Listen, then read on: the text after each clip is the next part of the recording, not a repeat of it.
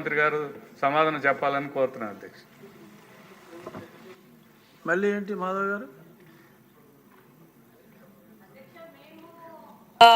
మా పరిధిలో ఎస్పీ గారి దగ్గరికి వెళ్ళి కంప్లైంట్ ఇవ్వడం జరిగింది, బాధితులను కూడా తీసుకెళ్లి చూపించడం జరిగింది. కానీ ఇది ఒక కాన్స్టిట్యున్సీ లెవెల్లో మా లెవెల్లో చేసే విషయం కాదు అధ్యక్ష.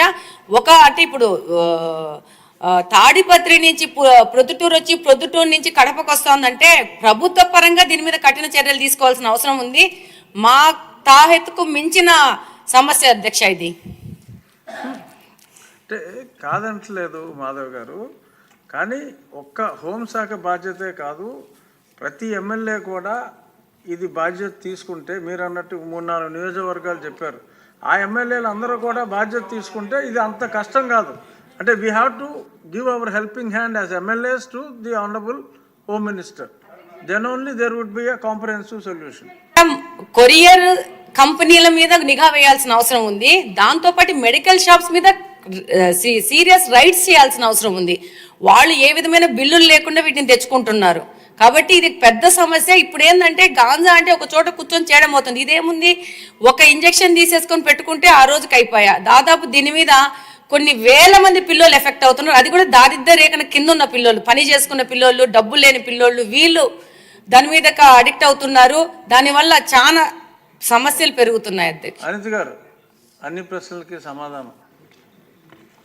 అధ్యక్ష, గౌరవ సభ్యులు గల్లా మాధవి గారు, రెడ్డప్ప మాధవి గారు, శ్రావణ్ గారు అందరూ కూడా చాలా, అంటే ఇప్పుడు ఈ గాంజాని ఎలా నిరోధించాలి, గాంజా మీద ఉక్కు పదం ఎలా మోపాలి అనే దాని మీద చాలా సీరియస్గా డిస్కషన్ కూడా జరిగింది అధ్యక్ష. దీని మీద మన గవర్నమెంట్లోకి వచ్చిన వెంటనే, ఎన్డీఏ కూటమి గవర్నమెంట్ ఏర్పడిన వెంటనే ఫస్ట్ ఆఫ్ ఆల్ గౌరవ ముఖ్యమంత్రి గారు డిపార్ట్మెంట్ వాళ్ళందరితో కూడా కూర్చొని, ఈ గాంజా ఎక్కువగా ఉండటం వల్ల లాస్ట్ గవర్నమెంట్లో ఈ గాంజా డ్రగ్స్ వినియోగం కానీ రవాణా కానీ విపరీతంగా అయిపోవటం, ఎక్కడైనా గాంజా దొరికినా డ్రగ్స్ దొరికినా దానికి సెంటర్ పాయింట్ ఆంధ్రప్రదేశ్ అవ్వడం లాస్ట్ గవర్నమెంట్లో మనం చూసాం. దీని నేపథ్యంలో ఫస్ట్ ఆఫ్ ఆల్ ఈ క్రైమ్ రేట్ని తగ్గించాలి అంటే ఈ గాంజాని అరికట్టాలి, అదేవిధంగా డ్రగ్స్ని అరికట్టాలి అనే ఏకైక ఉద్దేశంతో గౌరవ చంద్రబాబు నాయుడు గారు సీఎం గారు ఒక ఏర్పాటు చేసుకుని ఈగల్ అని ఒక సపరేట్గా ఒక వింగ్ని కూడా ఏర్పాటు చేయడం జరిగింది అధ్యక్ష. దానికి ఆంధ్రప్రదేశ్ ప్రభుత్వం కూడా GOMS నెంబర్ 145 మొన్ననే మనకు ఇచ్చారు అధ్యక్ష. మొన్న బడ్జెట్లో కూడా ఈగల్కి సపరేట్గా ఒక బడ్జెట్ని కూడా కేటాయించారు అధ్యక్ష. ఒక ఐజీ లెవెల్ ఆఫీసర్ని, డిఐజీ లెవెల్ ఆఫీసర్ని ఏర్పాటు చేసి ఒక టీంని ఏర్పాటు చేయడమే కాకుండా ప్రతి జిల్లాలోని కూడా ఈగల్ టీమ్స్ని ఏర్పాటు చేయడం, అదేవిధంగా నార్కోటిక్ పోలీస్ స్టేషన్స్ని ప్రతి జిల్లాలో సుమారుగా 26 జిల్లాల్లోని కూడా అధ్యక్ష నార్కోటిక్ కంట్రోల్ సెల్స్ని ఏర్పాటు చేయడం కూడా జరిగింది అధ్యక్ష. ఇందాక మన సభ్యులు మాట్లాడుతున్నప్పుడు 11,000 ఎకరాల నుంచి మనకు 100 ఎకరాల వరకు రావటం అనేది సంతోషంగా ఉంది అని చెప్పారు. దీన్ని కూడా ఎలా కంట్రోల్ చేయాలి, దానికి సంబంధించిన ప్రతి ఇన్ఫర్మేషన్ కూడా డిపార్ట్మెంట్ వాళ్ళ దగ్గర ఉంటుందని చెప్పారు అధ్యక్ష. అది ఉండటానికి నిజంగా ఒక 20 హాట్స్పాట్లను కూడా ఈగల్ టీం అదేవిధంగా డిపార్ట్మెంట్ వాళ్ళందరూ కూడా ఐడెంటిఫై చేశారు అధ్యక్ష. సుమారుగా మనం చూసుకుంటే అధ్యక్ష నెంబర్ ఆఫ్ విలేజెస్ చూసుకుంటే దగ్గర 7 విలేజెస్లో అధ్యక్ష 375, అంటే మండలాల్లో 7 మండలాల్లో 375 విలేజెస్లో ఈ హాట్స్పాట్స్ని గుర్తించి కల్టివేషన్ చేయకుండా తీసుకునే బాధ్యతను కూడా తీసుకున్నారు అధ్యక్ష. ఒక ఎగ్జాంపుల్ చెప్పాలి అధ్యక్ష, 359 ఫ్యామిలీస్ ఇందులోని గత కొన్ని సంవత్సరాలుగా వీళ్ళు హ్యాబిచువల్ అఫెండర్స్ అధ్యక్ష. కల్టివేషన్ చేస్తూనే ఉంటారు. ఎంతమంది చెప్పనేయండి, ఎన్ని చేయనియండి, వాళ్ళు అక్కడ కల్టివేషన్ చేస్తూనే ఉంటారనమాట. మన గవర్నమెంట్ వచ్చిన తర్వాత 359 ఫ్యామిలీస్ని కూడా ఐడెంటిఫై చేసి వాళ్ళకి ఆల్టర్నేట్ క్రాప్స్ ఇచ్చి ఈ సంవత్సరం ఒక ప్లాంట్ కూడా వేసుకునే పరిస్థితి లేకుండా వాళ్ళని మోటివేట్ చేసుకుని వాళ్ళు మన కంట్రోల్లో పెట్టుకునే పరిస్థితి వచ్చింది అధ్యక్ష. దీనికి చెప్పేది ఏంటంటే ఏ రకంగా తగ్గించారు 11,000 ఎకరాల నుంచి 100 ఎకరాల వరకు అని చెప్పడానికి ఇది ఒక ఎగ్జాంపుల్గా చెప్తున్నాం అధ్యక్ష. సుమారుగా ఈ గంజాయి సాగు చేసిన తర్వాత ట్రాన్స్పోర్టేషన్ కూడా చూసుకుంటే అధ్యక్ష, మనకి మిగతా రాష్ట్రాల నుంచి ఈ మధ్య కాలంలో మనం గాంజా పట్టుకున్నాం అధ్యక్ష. దగ్గర 40,088 కిలోల గంజాయిని మనం పట్టుకున్నాం అధ్యక్ష. 564 వాహనాలను జప్తు చేయడం జరిగింది అధ్యక్ష. అంటే సుమారుగా మనం చూసుకుంటే అధ్యక్ష, మన దగ్గర కల్టివేషన్ కన్నా ఈ చుట్టుపక్కల రాష్ట్రాల నుంచి మన దగ్గరికి వచ్చే ట్రాన్స్పోర్టేషన్ చాలా ఎక్కువగా ఉంది అధ్యక్ష. దీని నేపథ్యంలో ఇమీడియట్గా హోంశాఖ అదేవిధంగా ఈగల్ టీం వాళ్ళు కలిపి ఒక ఇంటర్ స్టేట్ కోఆర్డినేషన్ మీటింగ్ కూడా ఏర్పాటు చేసుకోవడానికి, అదేవిధంగా ఒక సెల్ని కూడా ఏర్పాటు చేసుకోవడానికి కూడా నిర్ణయించుకున్నాం అధ్యక్ష. దాని మీద ఆల్రెడీ స్టేట్ లెవెల్ కమిటీ కూడా ఒకటి ఫామ్ అయింది అధ్యక్ష. సిఎస్ గారి ఆధ్వర్యంలో ఒక స్టేట్ లెవెల్ కమిటీ, అదేవిధంగా మనకి డిస్ట్రిక్ట్ లెవెల్ కమిటీస్ కూడా ఇందులో ఉన్నాయి అధ్యక్ష. డిస్ట్రిక్ట్ మెజిస్ట్రేట్ మనకి ఆధ్వర్యంలో మన ఎస్పీ గారు చైర్మన్గా ఉండి ఒక కమిటీ కూడా ఏర్పాటు చేసుకోవడం జరిగింది అధ్యక్ష. అంటే ఇవే కాకుండా అధ్యక్ష సుమారుగా ఇప్పుడే ఇందాక మన రెడ్డప్ప మాధవి గారు అదేవిధంగా మన గల్లా మాధవి గారు చెప్పినప్పుడు ఏదైతే స్కూల్స్లోని ఎక్కువగా ఈ గాంజాయి అన్నది వినియోగం ఎక్కువగా అయింది, ఈ గాంజా కూడా విపరీతంగా మార్పు చెందింది అధ్యక్ష. గాంజాలో కూడా డ్రై గాంజా అని, లిక్విడ్ గాంజా అని, వీళ్ళు కొంత గాంజా పర్సెంటేజ్ ఇప్పుడు ఏదైతే నాకు మొన్న ఒక టీచర్ కూడా ఒక గ్లూకి సంబంధించిన ఒక ఫోటో పెట్టారు అధ్యక్ష. ఆ గ్లూకి సంబంధించింది ఎక్కువ పిల్లలు వాడుతున్నారు, అదేంటో ఒకసారి చెక్ చేయించండి అని కూడా నాకు కూడా పంపించడం జరిగింది అధ్యక్ష. ఈ గ్లూస్ కానీ పెయిన్ కిల్లర్స్ అంటే రూపం మార్చుకొని గాంజాయికి ప్రత్యామ్నాయంగా గాంజాయితో కలిసినవి ఇవన్నీ కూడా తీసుకురావడం జరిగింది అధ్యక్ష.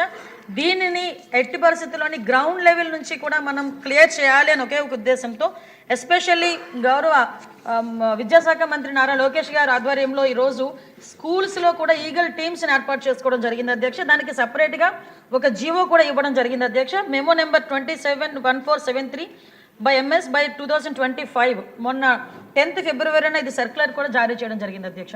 దీన్ని బట్టి స్కూల్స్లోని కూడా ఈగల్ టీమ్ని ఏర్పాటు చేయడం, ఈగల్ టీం ద్వారా చిన్నపిల్లలకి కూడా అవేర్నెస్ క్రియేట్ చేయడం, ఎవరైనా ఇటువంటి బారిన పడి వాళ్ళు ఇబ్బంది పడే పరిస్థితులు కానీ అవతల వాళ్ళు ఇబ్బందులు పెట్టే పరిస్థితి కానీ వస్తే ఆ ఇన్ఫర్మేషన్ కన్సల్ట్ టీచర్స్కి ఇవ్వడం, హెచ్ఎంకి ఇవ్వడం, వాళ్ళని డీఅడిక్షన్ సెంటర్లోకి కూడా వాళ్ళని పంపించి ఏర్పాటు చేయడం, ఇదంతా ఒక ప్రొసీజర్ ప్రకారం చేయడానికి ఈరోజు గవర్నమెంట్ కూడా సిద్ధపడింది అధ్యక్ష.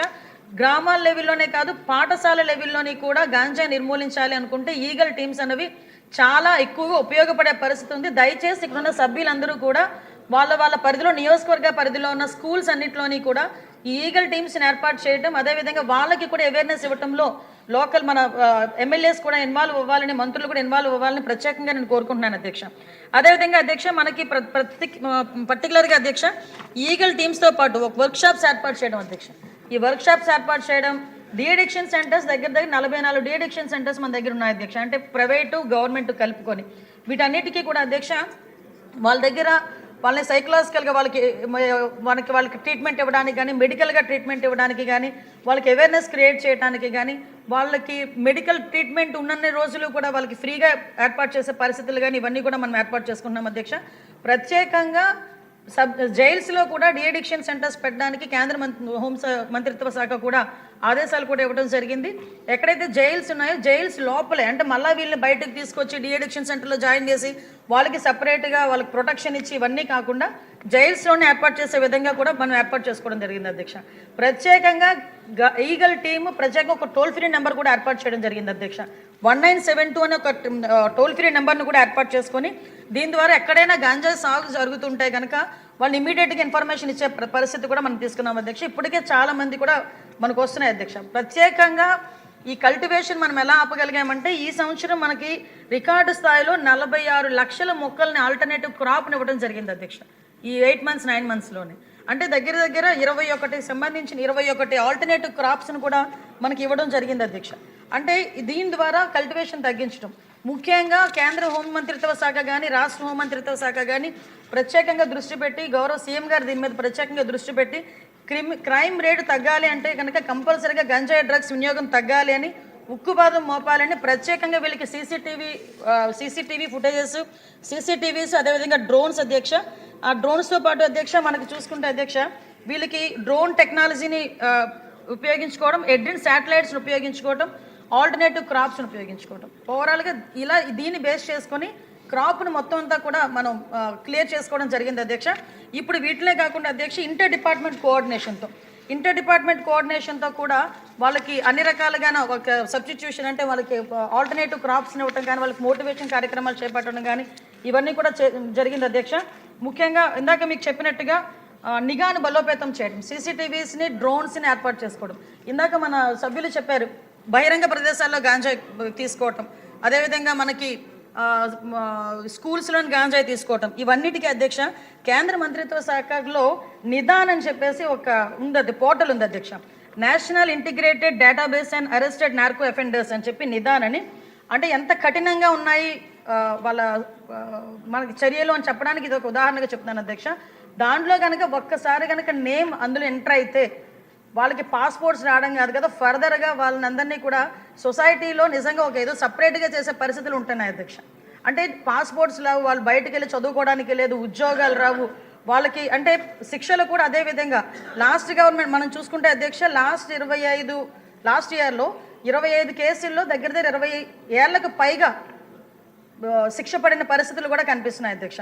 దీన్ని బట్టి అధ్యక్ష ఎట్టి పరిస్థితుల్లోని కూడా దీని మీద ఉక్కుపాదం మోపాలి అని ఒకే ఒక ఉద్దేశంతో ఈరోజు గవర్నమెంట్ కూడా కృతనిశ్చయంతో ఉన్నాం. దీనికి సపరేట్గా ఒక బడ్జెట్ కూడా అలోకేట్ చేసుకొని దీన్ని ఇంప్లిమెంట్ చేసుకుంటున్నాం. ఈగల్ టీం కూడా చాలా ఎఫెక్టివ్గా వర్క్ చేస్తుంది మన హోంమంత్రిత్వ శాఖలో.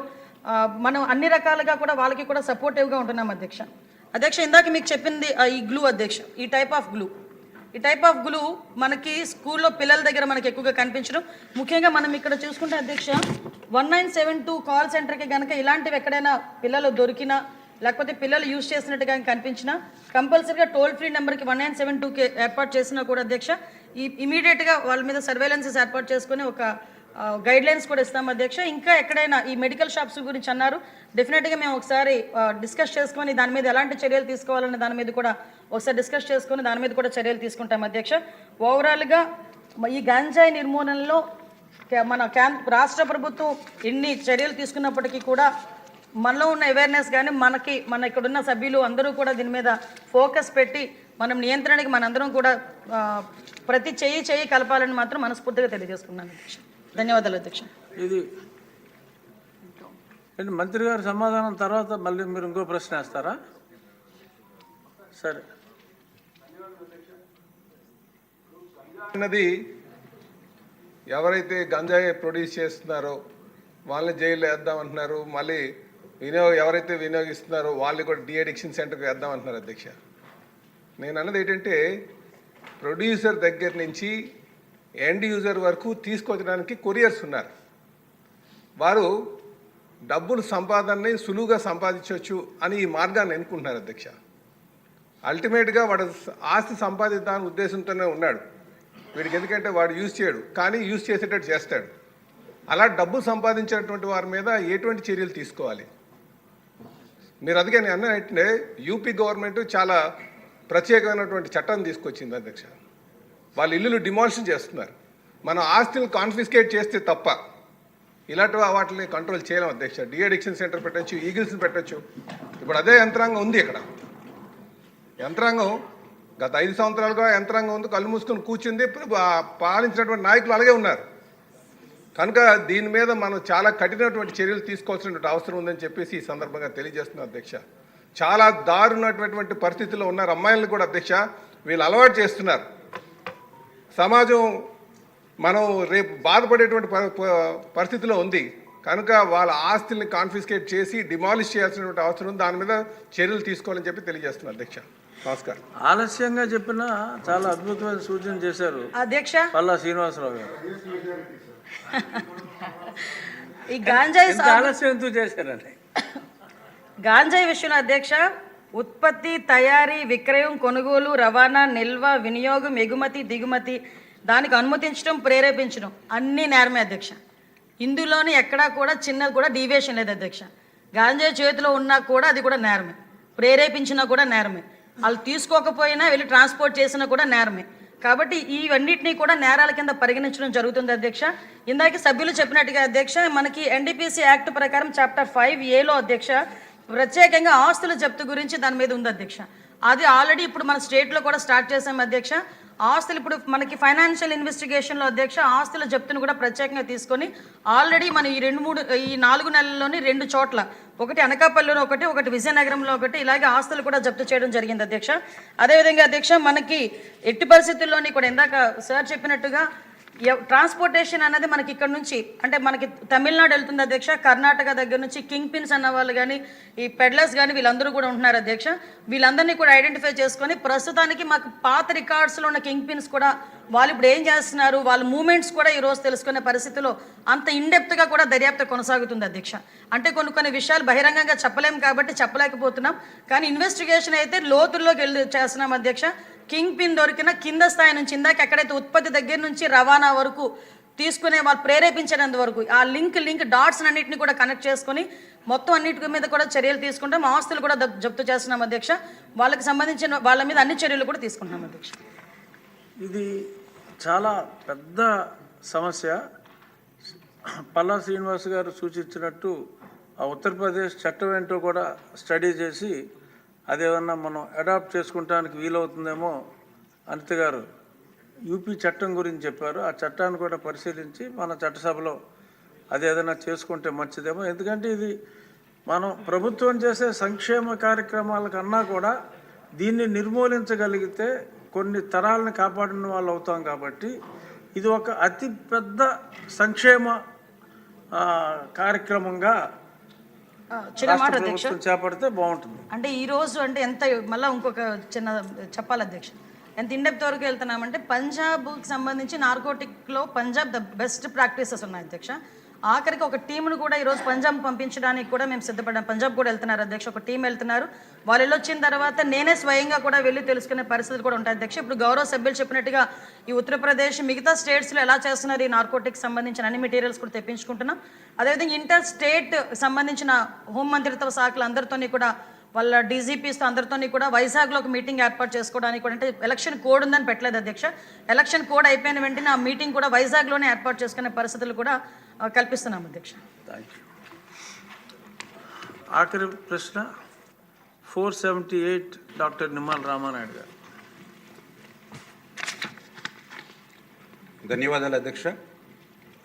ప్రశ్న ఏ మరియు బికి సంబంధించి పూడిక మట్టి మరియు వీడ్ తొలగించడం మరియు లాక్ గేట్ల మరమ్మతులు చేయడం మొదలైనవి గోదావరి డెల్టా సాగునీటి వ్యవస్థ వార్షిక నిర్వహణలో ఒక భాగం అధ్యక్ష.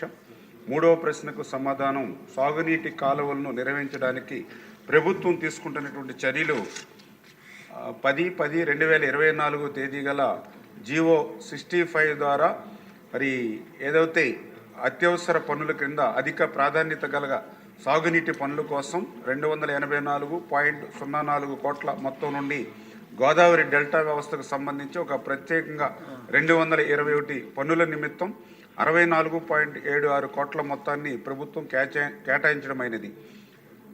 అదేవిధంగా 21/6/2024 తేదీ ఏదైతే మరి 11/24/2024-25 ద్వారా కడా కమిషనర్ ద్వారా ఓఎండ్ఎం పనులకు సంబంధించి 420 పనుల కోసం 38.47 కోట్ల మొత్తాన్ని మంజూరు చేయడం అనేది పనులు పురోగతిలో ఉన్నాయి మరియు త్వరలోనే పూర్తి చేయడం అవుతుంది.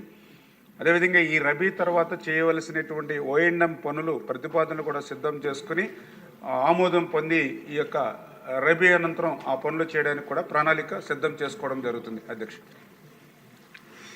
నల్లబెల్లి రామకృష్ణారెడ్డి గారు. ధన్యవాదాలు అధ్యక్ష. ఏదైతే గోదావరి డెల్టా